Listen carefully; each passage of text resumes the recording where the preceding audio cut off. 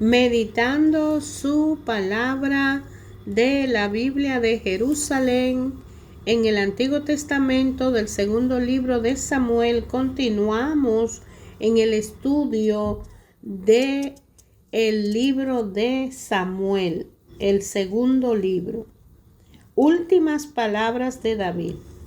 Estas son las últimas palabras de David, oráculo de David, hijo de Jesé, oráculo del hombre enaltecido, un ungido del Dios de Jacob, el suave salmista de Israel. El Espíritu de Yahvé habla por mí, su palabra está en mi lengua. El Dios de Israel ha hablado, me ha dicho la roca de Israel. ¿Quién rige a los hombres con justicia? El que gobierna respetando a Dios será como luz del alba. En el momento de romper el sol es una mañana sin nube, que hace brillar tras la lluvia el césped de la tierra. Así es mi descendencia ante Dios, pues hizo conmigo un pacto eterno, perfectamente ordenado y custodiado, e impulsa mis deseos de prosperidad. Pero todos los malvados son igual que los espinos del desierto, que nadie los recoge con las manos, nadie los toca ni si no es con hierro o el fuste de una lanza para ser consumido al fuego. Estos son los nombres de los valientes de David: Isbaal el Jacmonita. El primero de los tres fue el que blandió su lanza e hizo 800 víctimas de una sola vez. Después de él, Eleazar, hijo de Dodo, Ahojita, uno de los tres héroes, estaba con David en Fesdamín cuando desafiaron a los filisteos que se habían concertado para presentar batalla. Los hombres de Israel se retiraban, pero él se lanzó y atacó a los filisteos hasta que se le crispó las manos y se le quedó pegada a la espada. Aquel día obró Yahvé una gran victoria.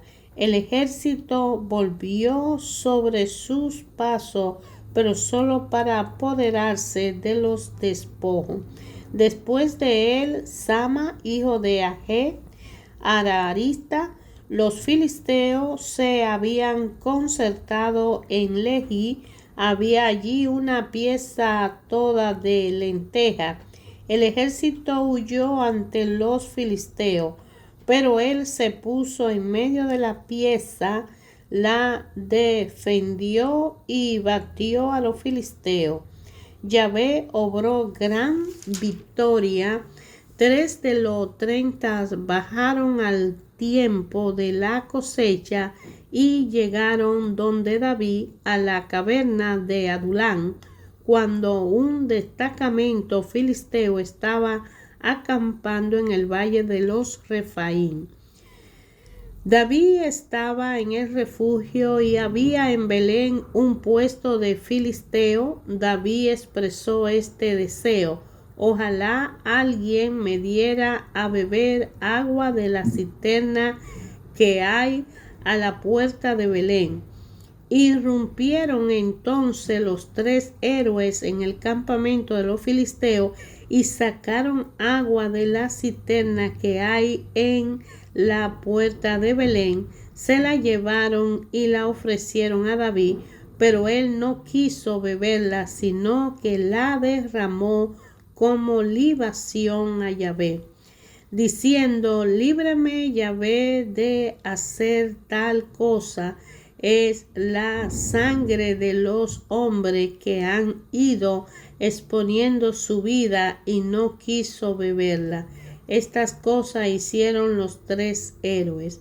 Abisai, hermano de Joao e hijo de Sarvia, era jefe de los 3. Fue el quien blandió su lanza contra 300 hombres y conquistó renombre entre los 3. Fue el más afamado de los 30 y llegó a ser su capitán, pero no igualó a los 3. Benaía, hijo de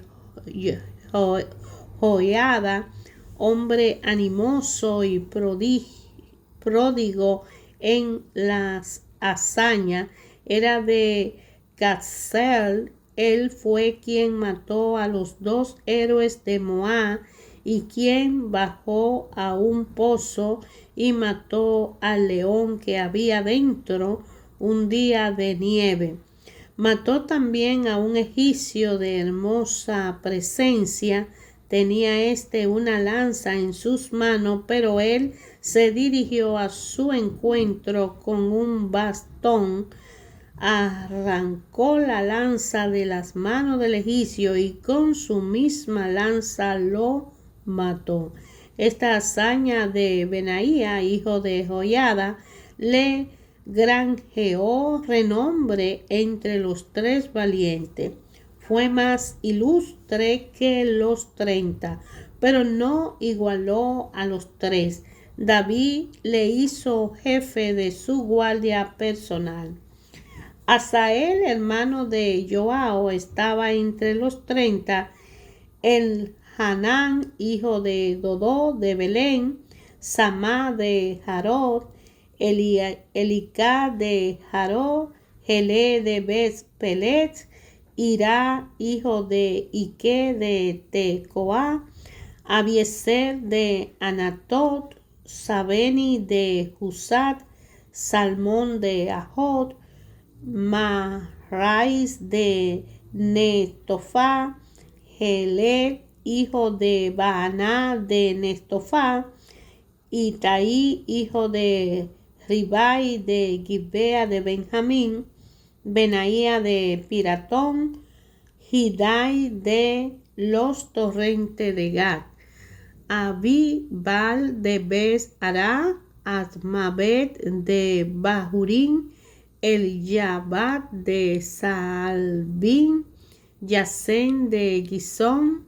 Jonatán, hijo de Sama de Arar, Ahián, hijo de Sarar de Arad, Elifelet, hijo de Ahasbai de Bes-Maacá, Elián, hijo de Ahitofel de Giló, Jezro de Carmelo, Parai de Arad, Yigal, hijo de Natán de Soba, Bani de Gad, Selé el amonista, Narai de Bezroch, escudero de Joao, hijo de Sarvia, Irá de Yatir, Garet de Yatir y Uría elitita, en total 37.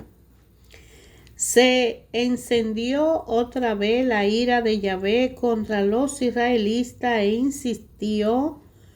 instó a David contra ellos. Le dijo: anda, haz el censo a Israel y de Judá. El rey dijo a Joao, jefe del ejército que estaba con él: recorre todas las tribus de Israel desde Dan hasta Beerseba y haz el censo para que yo sepa la cifra de la población. Joao respondió al rey: que Yahvé tu Dios multiplique el pueblo 100 veces más de lo que es, y que los ojos de mi señor el rey lo vean. Mas, ¿para qué quiere esto mi señor el rey? Pero prevaleció la orden del rey sobre Joao y los jefes del ejército, así que Joao abandonó con todo la presencia del rey y partió para hacer el censo del pueblo de Israel. Pasaron el Jordán y acamparon en Aroer, por el sur de la ciudad que está en medio del torrente de Gad. Llegaron hasta Yazer, fueron luego a Galaad y al país de los hititas. A Cades llegaron hasta Dan y desde Dan hablaron hacia Sidón. Llegaron hasta las fortalezas de Tiro y todas las ciudades de los hititas y cananeos, saliendo finalmente al Negué de Judá a Beerseba. Recorrieron así todo el país y al cabo de 9 meses, 20 días, volvieron a Jerusalén. Joao entregó al rey la cifra del censo del pueblo. Había en Israel 800,000 hombres en edad militar capaces de manejar las armas y en Judá 500,000. Después de haber hecho el censo del pueblo, le remordió a David la conciencia y dijo a Yahvé: he cometido un grave error por ahora. Yahvé, te ruego que perdone la falta de tu siervo. Reconozco que he sido muy necio. Cuando David se levantó por la mañana, le había sido dirigida la palabra de Yahvé al profeta Gad, vidente de David. Le había dicho Yahvé: anda y di a David, esto dice Yahvé: te propongo 3 cosas, elige una de ellas y yo la ejecutaré.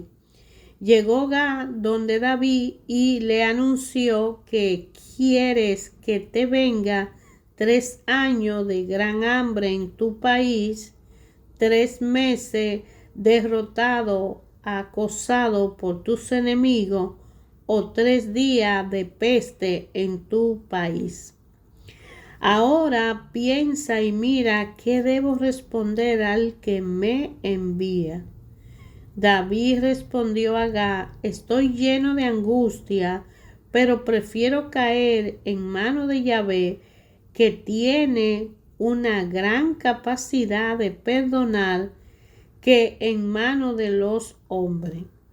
Entonces Yahvé envió la peste a Israel desde aquella mañana hasta el tiempo señalado. Murieron 70,000 personas desde Dan hasta Beerseba. El ángel extendió la mano hacia Jerusalén para destruirla, pero Yahvé se arrepintió del estrago y dijo al ángel que exterminaba al pueblo: basta ya, retira tu mano. El ángel de Yahvé estaba entonces junto a la era de Araúna, el Jebuseo. Cuando David vio al ángel hiriendo a la gente, dijo a Yahvé: yo fui quien pequé, yo cometí el mal, pero estas ovejas, ¿qué han hecho? ¿Qué han hecho? Te suplico que descargue tu mano sobre mí y sobre los descendientes de mi padre. Vino Gad aquel día donde David y le dijo: ve y levanta un altar a Yahvé en la era de Araúna el Jebuseo. David fue a hacer lo que le había dicho Gad por orden de Yahvé. Araúna alzó la vista y vio al rey y a su séquito que venían hacia él. Entonces Araúna salió a su encuentro y se postró rostro en tierra ante el rey. Y dijo Araúna: ¿cómo es posible que mi señor el rey visite a su siervo? David respondió: vengo a comprarte la era para erigir en ella un altar a Yahvé y detener así la plaga que asola al pueblo. Araúna dijo a David: que el rey mi señor tome y ofrezca lo que bien le parezca. Ahí tiene los bueyes para el holocausto, los trillos y los yugos para leña. Todo esto se lo regala Araúna al rey. Y Araúna añadió: que Yahvé tu Dios te sea propicio. Pero el rey replicó a Araúna: no quiero comprarte todo por precio. No voy a ofrecer a Yahvé mi Dios holocausto que no me hayan costado nada. Y David compró la era y los bueyes por 50 siclos de plata. David erigió allí un altar a Yahvé y ofreció holocausto y sacrificio de comunión. Entonces Yahvé atendió a la súplica de favor del país y la peste desapareció de Israel. El libro segundo de Samuel habla de las últimas etapas que vivió David como rey en Israel, gobernándolos y siendo el rey que mejor que Saúl obedeció a Dios a pesar de su condición de hombre pecador, con la muerte de Urías y con haber tomado la esposa de Urías para su esposa, pero él arrepentido le pidió perdón a Dios y obedeció a Dios en todo momento. Dios hizo un reinado bastante largo para David porque David fue obediente, a diferencia de Saúl. David viene a ser el segundo rey de Jerusalén. David se entera de la muerte de Saúl y elegía David por Saúl y Jonathan eran sus mejores amigos, pero Saúl, celoso de que David iba a ser el rey porque Saúl no obedecía, se separó de él y David tuvo que huir a las cavernas para irse formando allí. David se hace rey de Judá y hacen una consagración de David en Hebrón y vienen los mensajes a los habitantes de Yahvé, y Abner, que era el jefe del ejército de Saúl, proclama a un descendiente de Saúl, Isbaal, rey de Israel. Hay una guerra en Judá e Israel y una batalla, y se divide el pueblo de Israel en Judá y Jerusalén. Hijo de David le nacieron en Hebrón, y vino una ruptura entre el hijo de Saúl y Abner. Y Abner intenta unirse a David, pero es asesinado. Y luego David se hace rey de Judá y de Israel, y viene la consagración de David como rey único de Israel. Y viene la conquista de Jerusalén y los hijos de David en Jerusalén, y la victoria de la guerra que tuvo David contra los filisteos. Alcanza a David a controlar y a manejar y gana. Entonces David trata de trasladar el arca de Jerusalén, que estaba en un lugar por mucho tiempo, y llega Natán, el sacerdote, que le hace la profecía. Al trasladar la arca del Señor, no lo hacen en la forma ritual adecuada y muere el que tenía el arca. David hace una oración Y David continúa la guerra que Dios le manda a libertar a Jerusalén, a Judá, de los extranjeros, los filisteos, cananeos. Viene la familia de David y la intriga por la sucesión, la bondad de David con el hijo de Jonatán. David hizo un pacto con Jonatán que si él moría, Jonatán, pues David no abandonaría la casa del padre de Jonatán, o sea, protegería a su familia. Y David pide investigar el descendiente que es Mefibosé.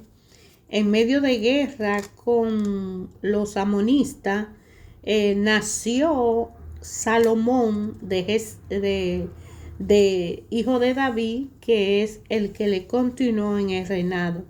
Viene la victoria de David, le gana a los arameos y una campaña contra los amonitas, y viene entonces ahí que David manda a matar al esposo de la mamá de Salomón.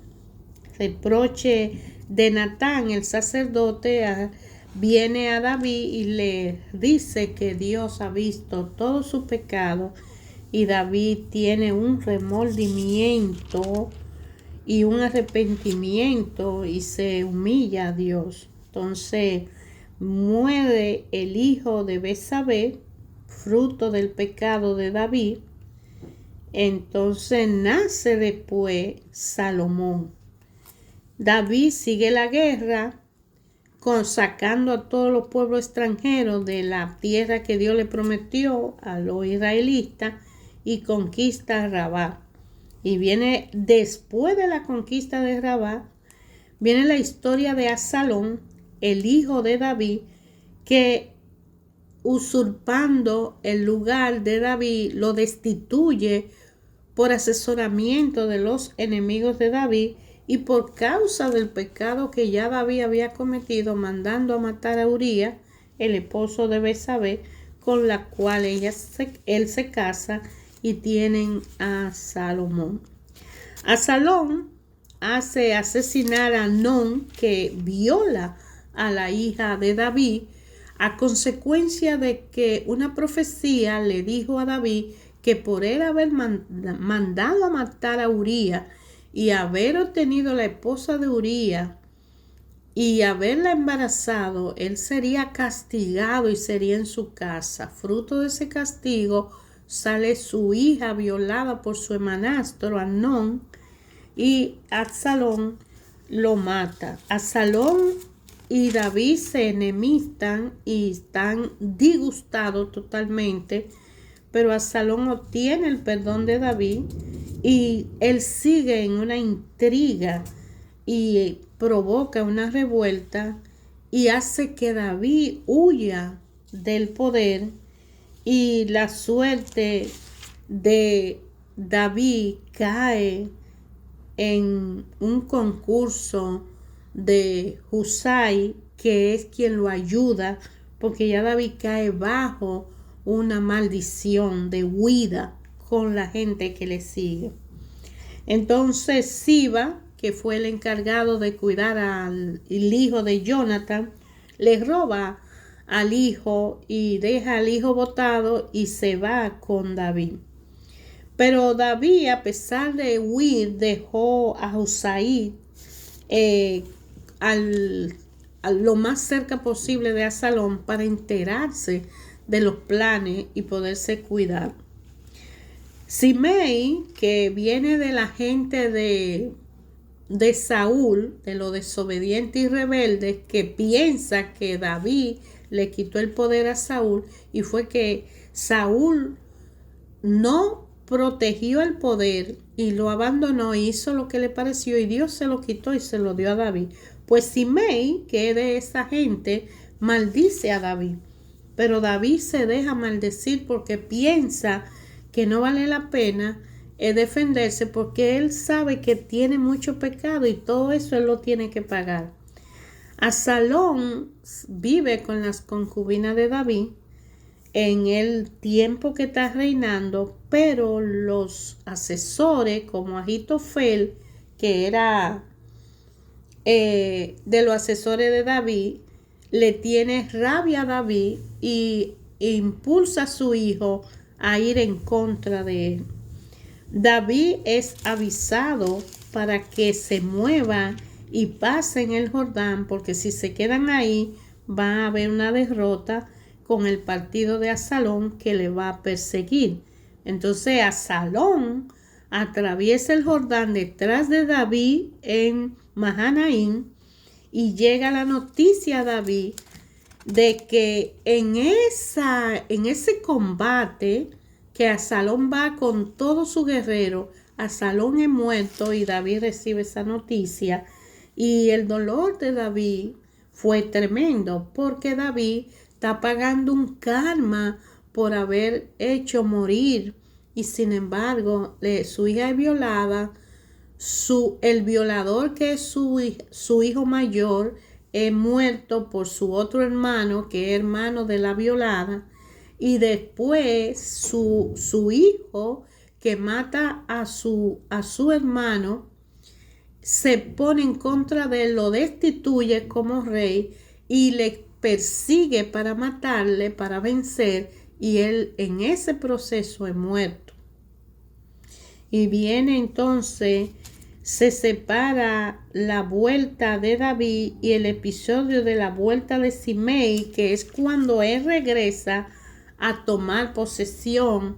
El que lo maldijo se encuentra con él, ve que Absalón murió y que el que sigue siendo rey es rey, él se disculpa. Pero hay algo que va a pasar al final, y es que se demuestra aquí que cuando hacemos algo, aunque pidamos perdón, eso que hicimos trae una consecuencia que nada ni nadie lo puede evitar. Es que automáticamente, al practicar una desobediencia a la ley, inmediatamente eso trae como consecuencia un perjuicio, un problema para nosotros, porque al mandar una ley y violar esa ley, esa consecuencia tiene resultado, y es cuando vemos todo lo que David tuvo que vivir por haber violado la regla de amar a tu prójimo como a ti mismo. David, al igual que todos nosotros, constantemente fue un hombre pecador, pero tenía fe en Dios y sabía que Dios era el que podía controlar todo. Solo que en ese momento de pecado que Dios permite que las cosas sucedan para probarnos a nosotros, muchas veces no nos damos cuenta que estamos cayendo en un abismo. Cuando David regresa con todo su séquito, él se encuentra con Mefibosé, que no se pudo ir, el hijo de Jonathan, y él le reclama. Pero Mefibosé le dice que lamentablemente el encargado que él le puso como jefe lo dejó tirado. Entonces, aún así, él llega a un acuerdo con Mefibosé, y Mefibosé le deja ver que le honra como rey, que no le interesa los terrenos de su padre, de su abuelo Saúl, y que se puede quedar quien sea. Y ahí David reconoce que verdaderamente Mefibosé fue traicionado por su amo, por su mayordomo. Entonces Israel y Judá se disputan al rey cuando viene cruzando el río para ir al palacio. Y ellos, entre los dos grupos, se están disputando quién tiene poder sobre el rey, y hacen una revuelta, y viene el asesinato de Amasá y el fin de la revuelta. En lo alto cargo del reino de David, David hace como una reorganización en sus cargos, y todas las concubinas que vivieron con su hijo Absalón, porque era el rey, y desobedecieron a David, David la manda a apresar hasta el día de su muerte. La gran hambre y la ejecución de los descendientes de Saúl empieza David a unas pruebas titánicas en su poder, y es que cuando Saúl fue rey, violó muchas reglas, hizo cosas que no se le había mandado a que hiciera, y se metió con grupos que Dios no le había mandado hacer. Entonces, por eso Dios lo destituye y pone a David. Y ahora, al David regresar, todavía hay cuenta que saldar de las descabelladas cosas que Saúl como rey había hecho. Y entonces la hazaña con los filisteos, David da el permiso a que se haga lo que se tiene que hacer y lo justo. David empieza a hablar del salmo, y es un salmo de que él habla de que Yahvé es su roca y su baluarte, su libertador y su Dios, la roca que le ampara, el escudo y la fuerza salvadora y la ciudad de refugio. Ese es su Salvador, y que Él les salva de la violencia, y Él invoca a Yahvé, signo de alabanza, y se ve libre de los enemigos. Es un salmo muy largo y muy bonito que David le compone al Señor, porque empieza a ver que Dios está en todo y por el todo, y que aunque nosotros somos pecadores, si vamos arrepentidos, el Señor nos recibe con amor, porque Él está disponible 24/7 para que nos acerquemos y pidamos perdón. El Señor ama un corazón arrepentido, y David reconoce ahí que Dios lo salvó y lo libró de tantas cosas, y que sin Dios Él no puede.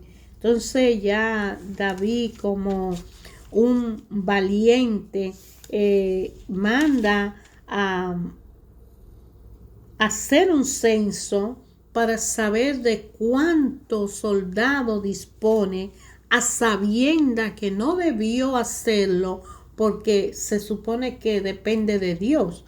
Y lo vemos aquí que él en este salmo, él está hablando que todo es el Señor, y que Yahvé es su lámpara, el Dios que alumbra la tiniebla. Entonces él duda y manda al jefe del ejército a hacer un censo, y por eso Dios le manda una prueba muy difícil, porque estaba supuesto a que confiara en lo que el Señor da. Y pasa así con nosotros, conmigo, con usted, con todos, que muchas veces reconocemos que por nosotros mismos no somos capaces de crear un mundo y mandar y dirigirlo, como si solo nosotros fuéramos lo existente, y aún nuestra vida no somos capaces de guiar ni de dirigir.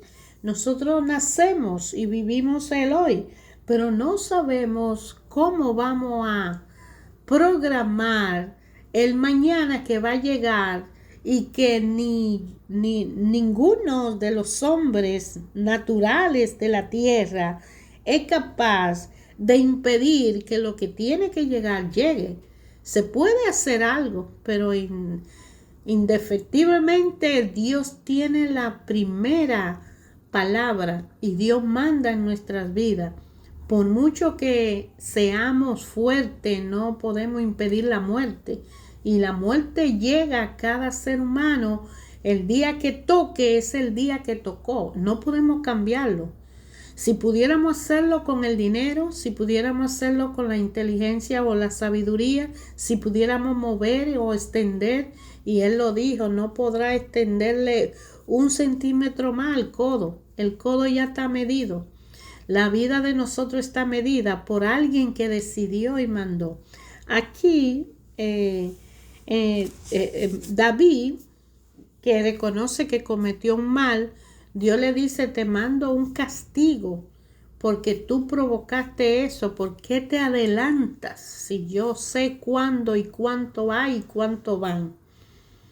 Y si nosotros analizamos en la vida de nosotros, ¿Cuántos milagros y prodigios haces el que nos creó, el que nos mandó, el que nos tejió en el seno materno de nuestras madres, el que permitió y unió a nuestros padres para que nosotros fuésemos ese huevo que se reconstruye por su voluntad?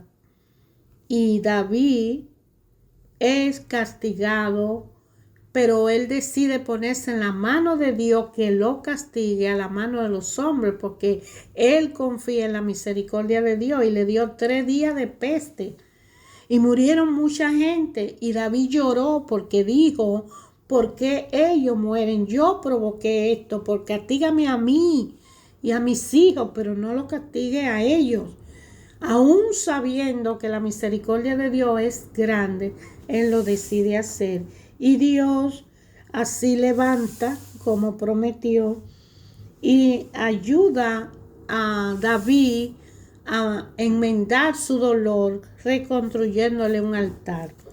Y así nos habla a nosotros, que le reconstruyamos un altar en nuestro corazón, en nuestra alma, en nuestra persona, en nuestro ser, en nuestro hogar, en nuestra familia, y que seamos testimonio vivo de Dios en lo nuestro, para que lo pongamos a Él en primer lugar y nunca digamos yo hice, yo puedo, yo doy, sino que con Él podemos, con Él lo podemos hacer, con Él lo podemos lograr, porque dependemos de Él, somos de Él, criatura indefensa, incapaces de hacer que el día se ponga oscuro y que la noche se ponga clara. Solo Él puede hacerlo, solo Él sabe cuándo manda la lluvia. Podemos provocarla, pero no se va a hacer.